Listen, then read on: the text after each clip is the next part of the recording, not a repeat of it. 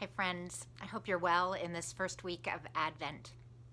I wanted to tell you today about a trip that I took about 5 years ago. It was just about 5 years ago. The week after Christmas, I went with our bishop and a few other people from our conference to Cuba.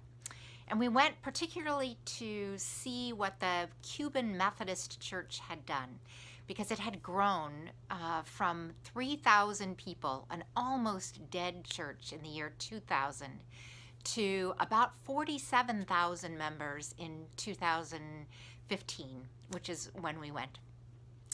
And the bishop wanted us to see what that church had done, and for us to go and ask questions and just to watch, to see what we might learn from the leaders of the church in Cuba that we might bring back to the California Nevada Conference.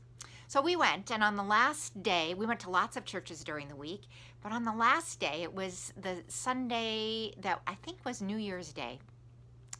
We went to a worship service at a large church. It was packed with old people and young people and the service, and we were listening to the service on translation headphones. And the first thing they did in that service was announcements. And the announcements went on for about 25 minutes, on and on and on. And every day of that week, they announced, Monday, Tuesday, Wednesday, Thursday, Friday, there would be a prayer and fasting service in the morning, with a break in the fast every day at the end of that, at kind of late morning. And I wondered, why? Why do you do a prayer and fasting service every single day?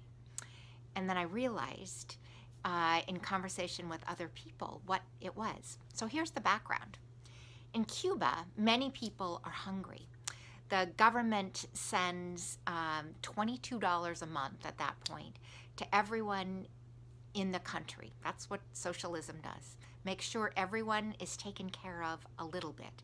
But it wasn't enough money to feed their families. So people were hungry all the time. And what the church said to them, by calling their hunger a fast, by saying that we will regard your hunger every morning as a hunger that you have because it is your spiritual practice. You are hungry for God, not just in your stomach, but this is your spiritual practice.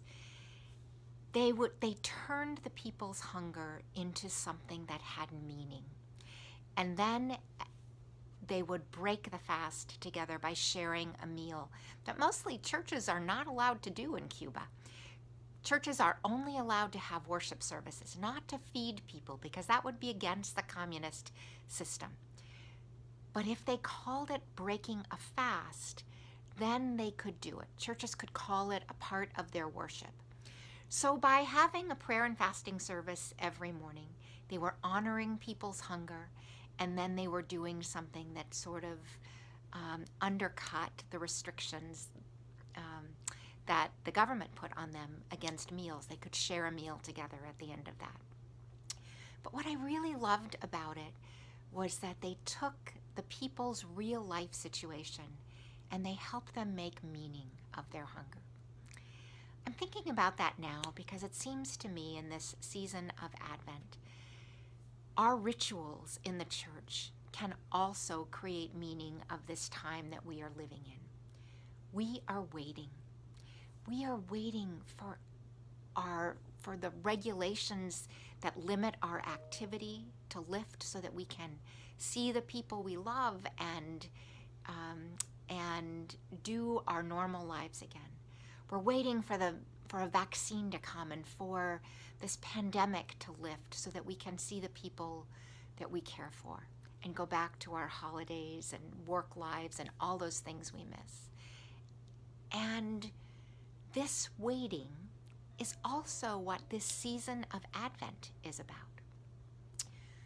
So I'm hoping that as we observe Advent and see it as a time of waiting for God to come to us in Christmas, we might think of it as a ritual that also gives the waiting in our lives, the waiting for other things meaning. So when you stop and feel like you are waiting for your life to go back to normal, or for something to happen to change the situation we're in now, maybe it would help to think that this waiting is something God calls on us to do as well. We are waiting. We're waiting for God, and God will bring goodness to us again. This is our spiritual practice as well as what we just have to do now. So wait in peace and in love, and remember we are all in this together.